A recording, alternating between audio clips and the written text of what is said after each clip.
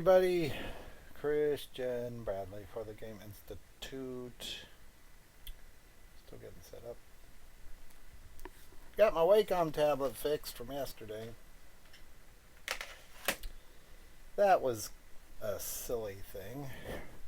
In the Wacom tablet properties, you have to turn off the ink painting button and then turn it back on and everything works fine. It's something with the timing on the little double click. The double click still works, it's just you got to hold down the Wacom tablet pen now, the way it's supposed to be, instead of every single time you double click. Problems. Alright, well, we will get to character design again. I think there's one coming up tomorrow. So we will at least be able to get to that. Now, today we've got modular modeling in Max, at least modular modeling 101 for what we can cover in our short time together here. So a couple things about modular modeling. We're going to kind of jump into the middle of it. But one of the more important pieces of modular modeling, which we'll talk about what that is in a second, is your grid setup. And I've got my grid set up to generic units right now, and they really are just generic. I have no idea if they'll what size they really are or anything. And I'll show you why I set it up that way. You'll see if I zoom out here, looks pretty good. I can see the grid. What I would be making here, although it's modular, it's perfectly modular, all the rules will match up, and it'll actually look exactly correct here on the screen. It won't be the right scale for UDK or Unity, which is fine for what we're doing. We're not going to save anything. We're just going to be making boxes. But if I go to my regular modular setup here, I'll reset because right now I have it set as the basic. See how it clips out up here? And that's not the clipping planes, by the way, which I really don't even remember where they are. But I was going to show you that's not the clipping planes. But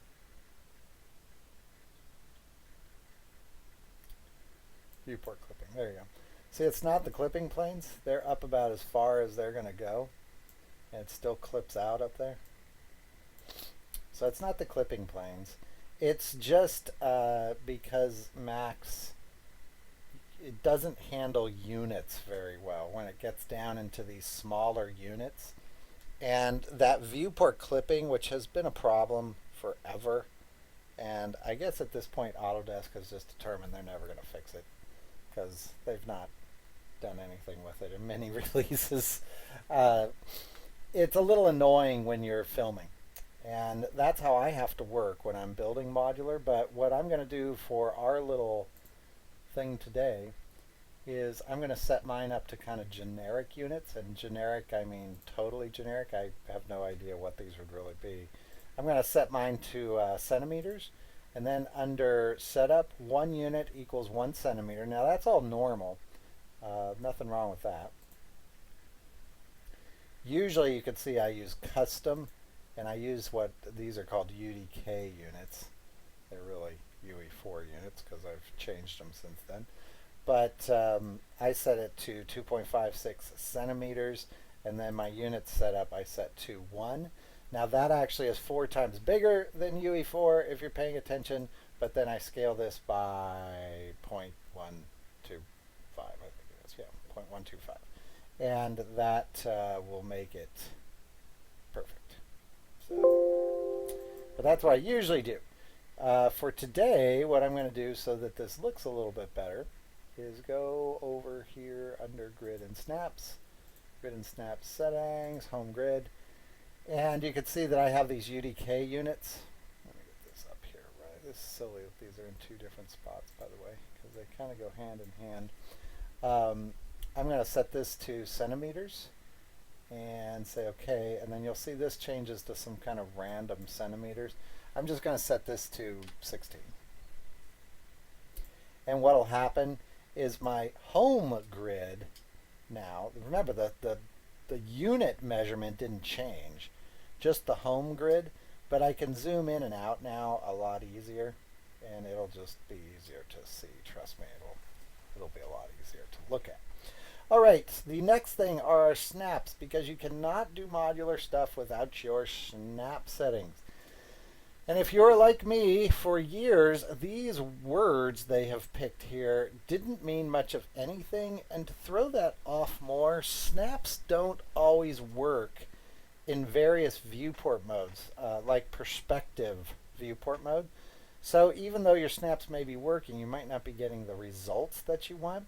I tend to only use 3 of these for the most part, and then the others I really have to find something specialized in. But I use grid lines, grid points, and vertices. That's about all I use for this modular stuff that I'm doing. So we'll get into the snaps in a second here. I'm going to go ahead and make a box. And for the sake of argument here, we're going to say that 8 by 8 grid units, and remember, I don't care what the size is, we're not exporting this, this is just to talk about modular, that 8 by 8 grid units is what I want for the size of a wall, if that makes sense. If not, you'll see it in a second. So I'm going to turn on my snaps, and I forgot what I was on. You can right click on this. Yeah, I want grid points. And I'm going to drag this out. Now I want 4 this way by 4 this way, and it should snap. And then I'm going to go up 1 unit. So, and you can see here, these numbers now aren't going to mean anything to me. They don't matter. But usually when I'm using that generic UDK units, or UE4 units if you want to call it that, these would say like 1 unit or 2 units or something. That's why I like to use the generic settings. I just don't have a good generic setting to get my viewports to look good. All right, with that in mind, let's make this top piece a little bit smaller. So what I want is this to be the floor. Now, the first thing with your grid is you have to make sure that all the parts are in the space. So think of a box. Let me drag out another box here. Think of a box where everything on the grid basically needs to be inside the box, unless it's a surface that you can, like a base surface. So think of a wall, a floor, a ceiling. A wall, a floor, a ceiling would be the side of the box. Everything else exists inside that space of the box. And the box will be a certain unit big. I don't know, like 64 by 64 units, or 512 by 512 pixels, whatever it is. You'll have some unit. So for this, I'm just going to say that 1 unit is a box. And if you want to do this for UDK or UE4, whatever, well, that's fine. Just look up the units ahead of time or you're going to be sorry. I'm going to go to Editable Poly, and for this, I'm going to take these and just scale them down. Am I still on Snapchat? I'm just going to scale this down. I'm just going to make a thin plane. Now, this is going to be my floor. So I want that floor to sit actually under the grid. So this top surface, that surface right there, is right on the grid. Otherwise, my guy's feet are going to be sinking into this, and I'm going to be dealing with all sorts of crazy numbers to get that to work. So now we start dealing with pivots. Pivots obviously are the center of your object. We want to keep the pivot either in a corner where the pivot is on the surface of that cube or box we talked about earlier, where it's the surface of your grid, or we want to put the pivot in a place that's more convenient. So say you're doing one side of an 8-sided tower. Well, then you put the pivot in what would be the center of the tower so you could rotate it around. So where we put the pivot's up to you. I find the one place you don't want the pivot is where everybody puts it, and that's right smack in the center of the object, because that doesn't have any real world bearing. It's not on the grid, it's not off the grid, it's sort of on the grid, like 2 axes are on the grid, but you don't want to do that. So what I'm going to do is turn on my snaps. I'm going to turn on vertice and turn off grid points. And what I'm going to do is move this over here and snap it right here. And this is what I mean about snaps. See how it won't snap onto any vertice even though it's on right now? And it sort of will, but once this gets off the grid in perspective view, it doesn't really work. If I switch to top view, see how it will snap right on there? Although it's not. Why is it not snapping right on there? Let's see. It should. Vertices. Well, we can do grid points here too. Yeah, it'll snap on the grid points. So it snapped on the grid point. I think I'm back on the grid now, so it should work. And we'll change this to vertice. And move this up. No, it does not want to snap. That's what I mean about snaps. They don't always work.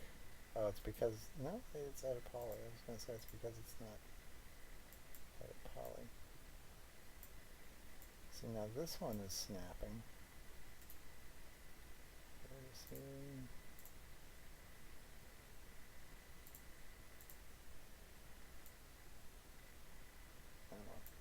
It's not snapping. But we're on the grid because we snapped it to that grid point and then just moved it straight up.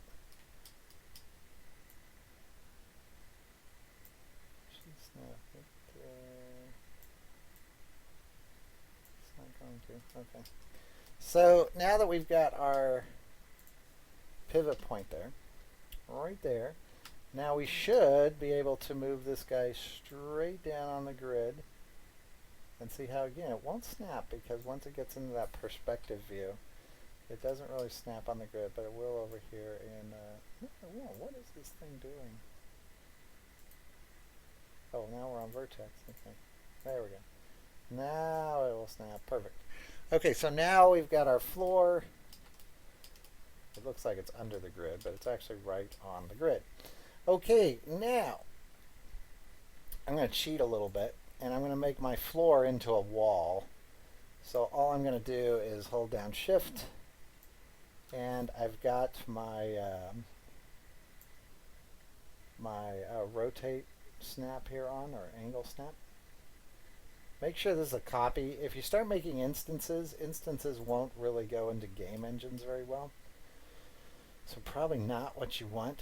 And see how this one now is kind of inside the volume of our make-believe box. And if you remember right, that pivot is, see right there. So for my wall, I want the pivot to be in a slightly different spot, and this is kind of normal with building to the grid. See, now it's snapping to that little vertex right there. I want that to be my pivot, and I'm just going to snap this wall to the grid. And so now, see, the floor is what I would be walking on, like walking on the surface of the inside of the box, and this piece here would be the wall. Anything behind the wall, which usually you're not going to see anyways, is fine. You can also, I'm going to delete the back of this wall so that I can show a point here.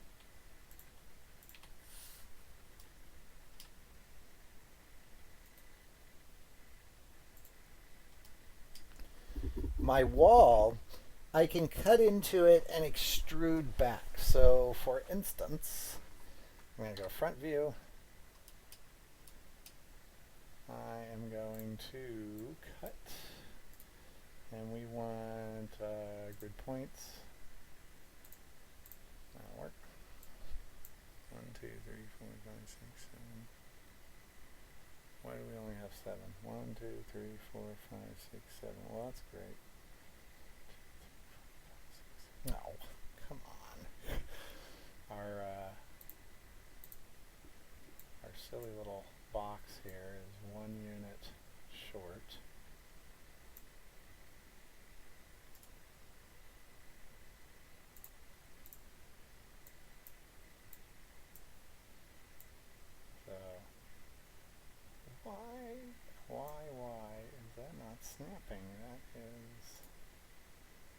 wrong grid lines. Oh, now it is. And this guy goes up one. Okay, let's see how that's not snapping very well. And then let's fix our floor. I miscounted there.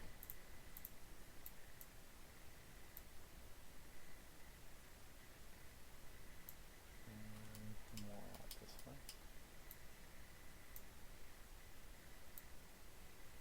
Okay, now we have our units correct. At least I think we do, yeah. Okay, so back to the front.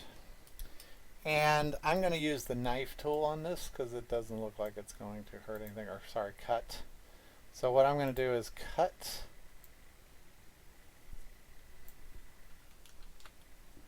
Let me turn off grid lines there.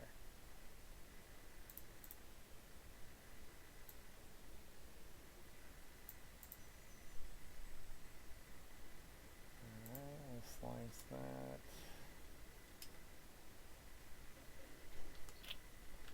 Of course, I'm on the wrong.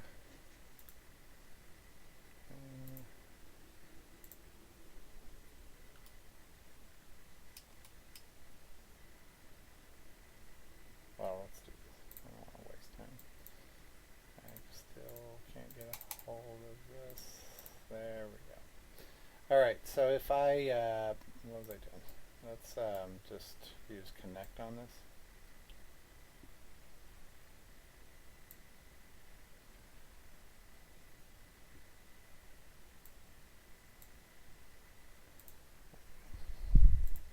And I'm going to put 4 lines in there by 4 lines. If we go to our front view and this awesome edged faces, which with the grid you never can see anything, but there's what we've got. I see it didn't take those. Okay.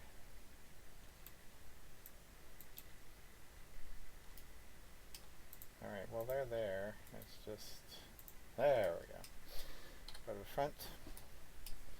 And our grid, you'll see that those are actually on the grid because they're just powers of 2, so it's going to be on the grid. But if I was to extrude back a part of this,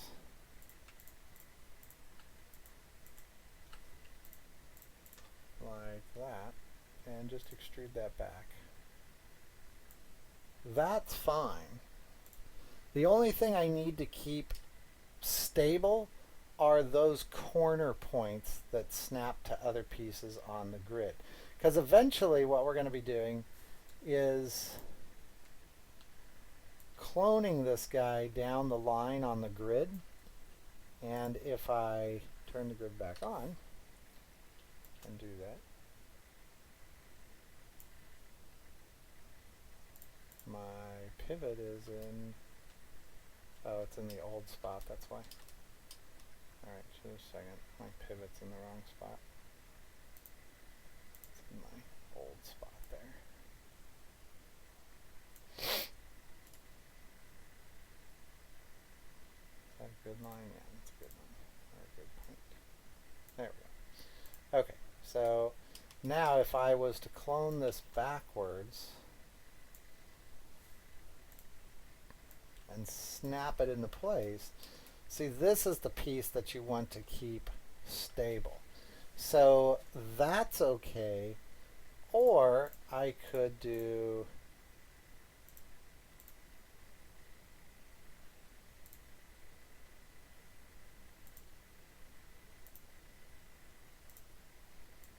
something like this, where I move this piece backwards.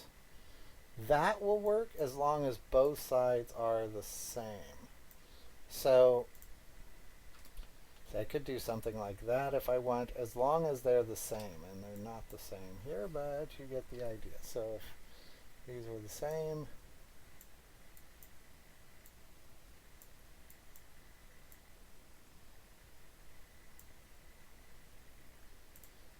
we got a weird little piece there.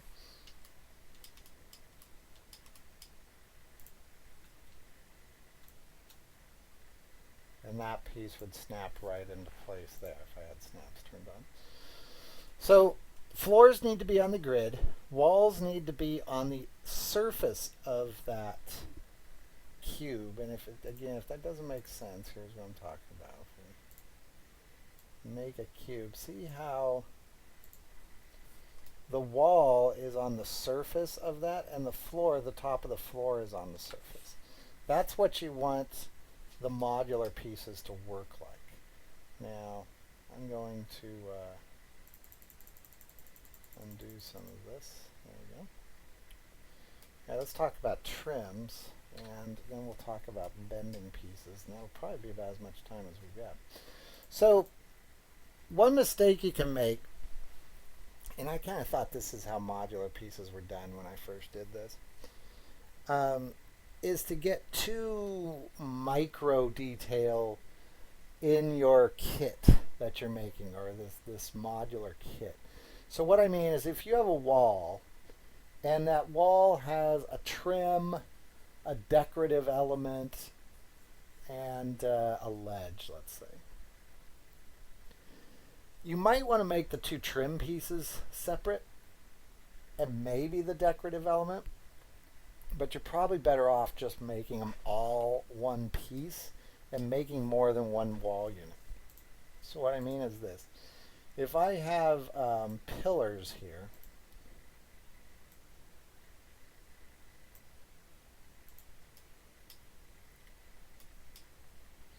and I could make these separate, but you may just want to attach them to your wall unit. So in the end, you'd have something that looked like that.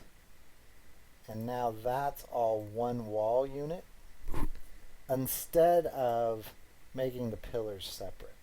And if the pillars have different parts, like maybe a bottom part and a top part, and you've got like 5 different pillars, you're really better off just making 5 different pillars than you are all the parts of the pillar and then expecting somebody to put it together. It's kind of like getting the new bike in the box and you've got to put it all together, or just getting the bike all pre-built. You'd much rather have the bike all pre-built than trying to piece all that stuff together over and over and over all the time. You could certainly keep the little parts separate in a scene, but as far as what you're taking into your game engine, I'd just make the pieces, simple. There's a couple other tools here that can help you with your boxes. When you drag out, say, a box, see how that's snapping to the grid behind the object here? If you want, you can always just drag it out on the bottom and then make, say, the correct width. There you go. And then change the, change the settings here. Turn off snap. Except, of course, none of these are correct, so I'm not sure what that was, but turn snap back on. There you go. So something like that, and then change your settings, so something like that. If I want a little trim piece, and then you can always cheat. You can use this little button here and just kind of snap him onto the surface if you want. Turn that back off.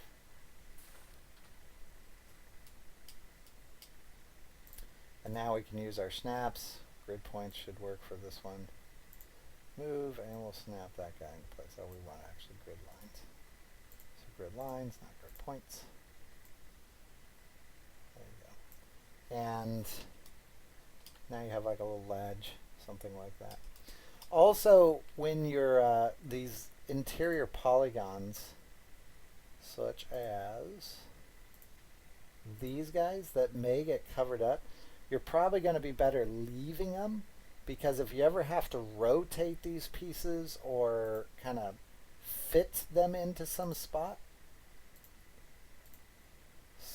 it's not going to work well if you get too fancy with it. So what I mean is, let me think, we would want powers of 2, so let's go over here to our effect pivot only, go to the top view. I'm going to go to grid points. And we'll go, let's see, 1, 2,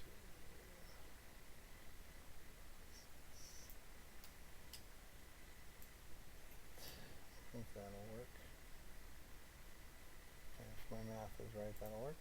And then go to rotate, and again I'm going to use that rotate snap. You can put this on anything higher than 5, so let's say you want 45. Just for this it'll work. And hold down shift and snap that. And what do I need? 1, 2, 3, 4, 5, 6. I think 6 more. Must be 7. There you go, 7 more. What you want is you want that to be able to overlap and not have to go patching all that stuff up. You can always take them out later, but you're probably better off leaving a space. Also, you're going to end up with a space, and if I attach these, show you what I mean. You're going to end up with a space, and you can't attach instances, remember. So even though instances would seem like they're easier to use, you can't attach them. So if I take out these pillars, let's see, that wasn't a very good job there. See how these overlap? Probably not what we want.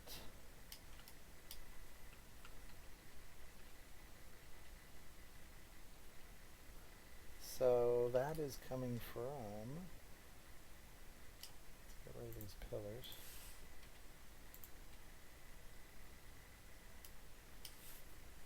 See if we can get it to match up perfect.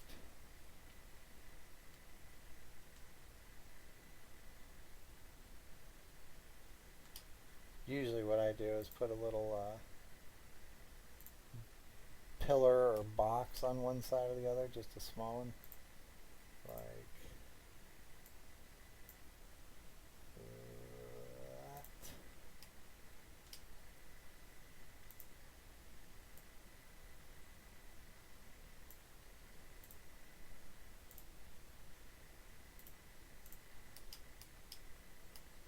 that. And now if I rotate that,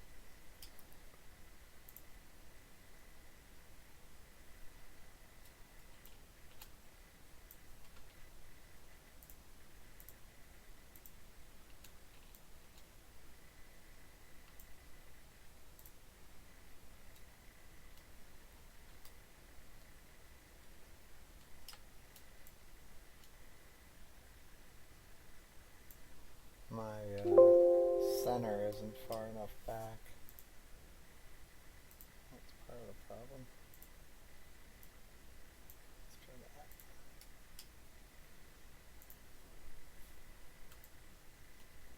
that. Almost. Looks like one more.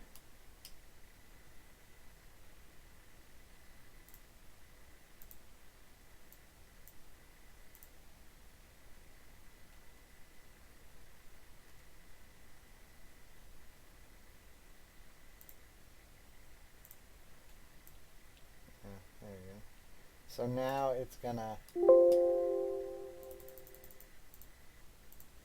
make those pieces go all the way around. Now you can see that it's pretty well seamed up with that little piece there. If you're not sure where the pivot should go and you're rotating a piece, you can always just make a what is this, 8 sides? Yeah, say an 8-sided sphere.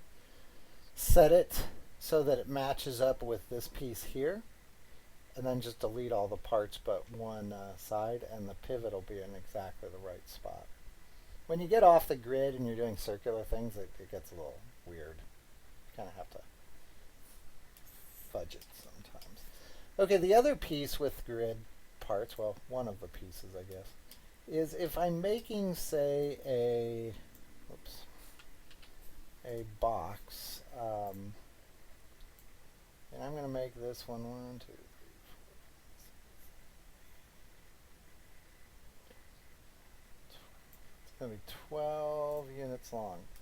And you may be wondering why 12. Well, remember 8 was the spacing of what we're going to call one floor piece or one wall.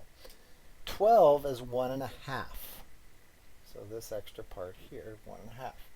Now I'm going to add a bunch of, what is it, width segments? Yeah, width segments. These don't necessarily have to be on the grid.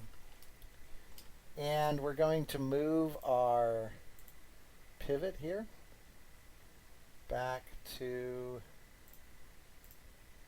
the center. We're going to go vertex. Actually, we can do grid points on this. So we'll move this guy over here. He's going to snap right there, so it's in that back corner. And then what we'll do is bend this to fit. So we're talking about curved pieces now. I'm going to make this net a poly, and we're going to go to bend. Apply an X form to it first if this doesn't work. So if you get it to be, if it's looking skewed, then just apply X form to it. That's what's going on. And what I'm going to do is type in 90 and 90. Now those numbers should work, but I'm on the wrong axis here. There you go. And if I get on the right axis, you'll notice it doesn't quite fit. And that's what throws a lot of people off. And I'm sure there's some sort of math that would get that to fit perfect, but I can't figure it out. It's also different if it's curving the other direction. So what I'm going to do is, on top of my bend, I'm going to apply an FFD. And we're on grid points again. Yep, that can come off.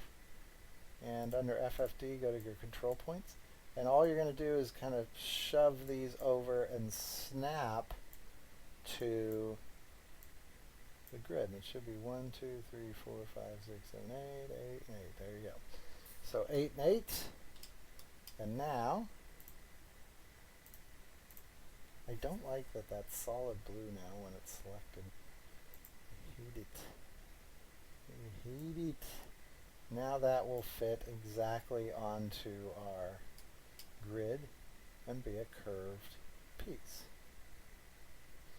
Now, going back the other way, you might have figured out, can I get it together? Yeah. Let me clone this. Remember, it has to be a copy. I'm going to apply mirror to it to flip it. And we're going to rotate this guy 90 degrees. So now you're thinking, well, that's sweet, because now these things will just snap together. Well, no, not really. See, they don't. Now, you can solve that a couple ways. You can either make all trims double wide, and your wall will intersect them. Now, that works, but it's kind of wasteful of polygons. You could cheat, and I could just say, I'm going to move this over, my pivot over here, so now it'll snap. Well, that makes perfect sense, except here's your floor unit, and see how it's outside that volume, which isn't really what we wanted. Or you can just put a great big old pillar in the middle of that, which is usually what we see in games. So, you just put a big pillar in the way. Player only sees it from one view at a time anyway, so he never notices. You can go that route. So either way, the problem is your wall's probably going to be intersecting this. So usually what I do,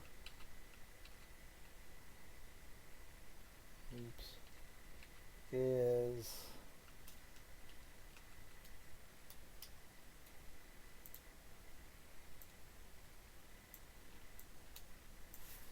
put that pivot on the outside inside trick. So in other words, That's what we've got right now. Those two pivots are locked up. I just move the pivot so that it's on the inside on an inside curve and on the outside on an outside curve, if that makes sense. I just make it work. You can always come up with another little piece that, say, fits, what would it be, 1 unit? It would be 1 unit big. Yeah. You'd come up with a little plug piece that kind of fits in there like that to fill the gap that's left behind. So that's just kind of a quick overview. I find that curves and cloning objects around in circles or curves are the biggies that get thrown off. And this really doesn't work great without a conversation on the grid and scale of whatever engine you're using, whether it's Unity, UDK, not UDK, UE4. They all have different scales. So you want your characters to fit through the windows of the doors instead of living in giant land or something like that. So we're going to have to cover that in another episode. So that's going to do it for today. I am heading out. I will see you all later. Bye bye.